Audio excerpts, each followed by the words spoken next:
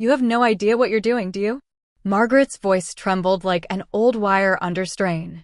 She stood in the doorway of the living room, gripping a coffee mug that had long gone cold.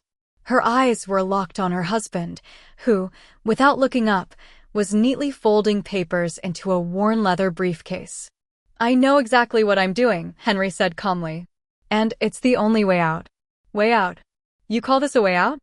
Selling the house we've lived in for 37 years just to what? Move to some tiny town in Vermont and start over? You're 72, Henry. This isn't a fresh start, it's the end. He finally looked up. There was no anger in his eyes, only exhaustion. A deep, bone-worn fatigue that no amount of sleep or vacation could wash away. This isn't the end, Margaret. It's a chance, just to breathe. Without debt. Without demands. Without this constant feeling that we're not a family anymore, we're a service station for grown children who don't even notice the tank is empty. She fell silent. The mug in her hand shook. Coffee spilled onto the rug, a dark stain, like a clot of pain. It wasn't their first explosion. But it might be the last.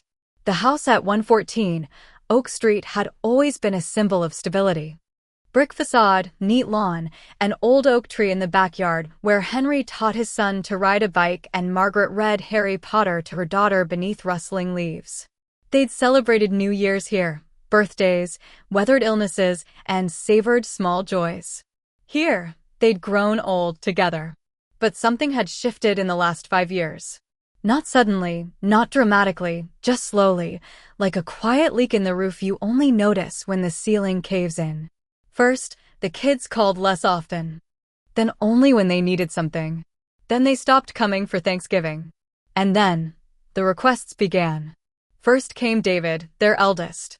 A successful lawyer, wife, 2 kids, a house in the suburbs. But when his firm downsized, he showed up asking to borrow $50,000.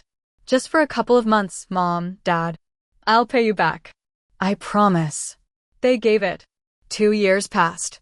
Not a cent returned. Not an apology. Just silence and excuses. Then came Lisa, the younger one, an artist, forever finding herself. After her divorce, she moved into the guest room. At first, for a week. Then a month. Then a year. She didn't look for work. Inspiration doesn't come from an office, she'd say. She didn't pay utilities. Left dishes in the sink, never took out the trash, slept until noon. When Margaret gently suggested maybe it was time to find her own place, Lisa took offense. Are you kicking me out? After everything I've been through?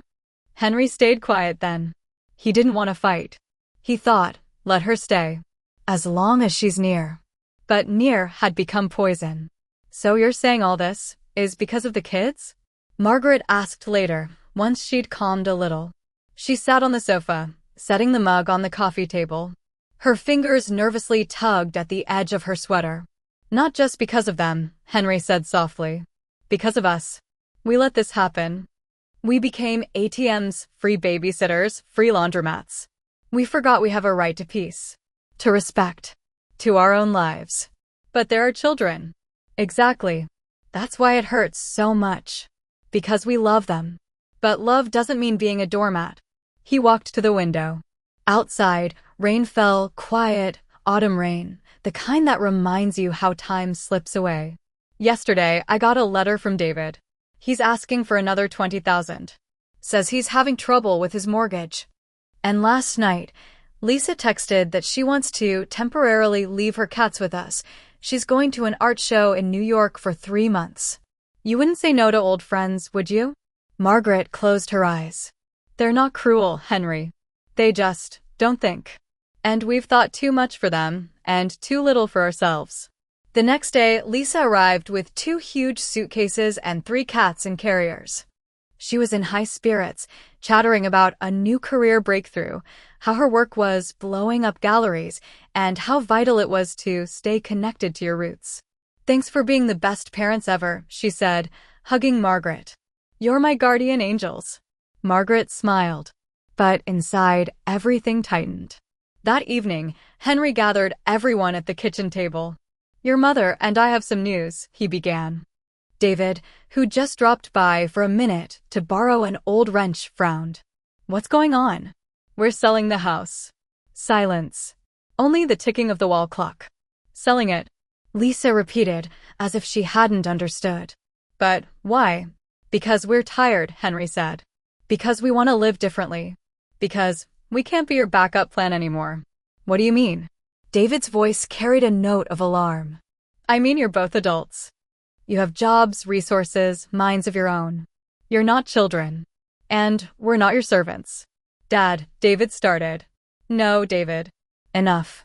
We gave you everything we could: education, a home, support. We stood by you in hard times. But you turned our kindness into an entitlement. And that is destroying us. Lisa jumped up. So you're kicking me out? Right now? What about the cats? What am I supposed to do with them? You can take them with you. Or find them a new home. But not here. Not anymore. That's cruel. No, Margaret said quietly. It's honest. That night, Margaret couldn't sleep. She sat in the kitchen, staring out the window. Henry joined her. Do you think we did the right thing? I don't know, he said. But I know that if we'd done nothing, in a year we'd be sitting here in silence, with empty wallets and hearts full of resentment. At least now, we have a chance to start over. Even at 72. She took his hand. His palm was rough, calloused from gardening, from life. And what if they never forgive us? Maybe they won't. But maybe someday they'll understand. When they become parents themselves. Or when they realize that love isn't an endless line of credit. 2 weeks later, Lisa left. She took the cats. Didn't say thank you.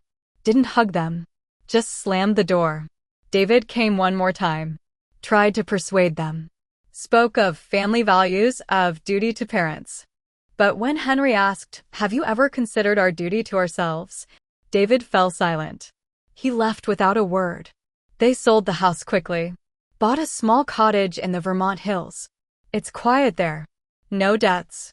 Just the two of them and time that finally belongs to them. 6 months passed. One morning, Margaret found a letter in the mailbox. From Lisa. Inside, a postcard of New York City and a short note.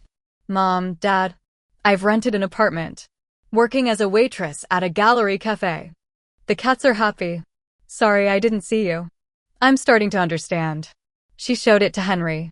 He read it, nodded, and placed the postcard on the mantel. This is a beginning, he said. Yes, Margaret replied. A real beginning.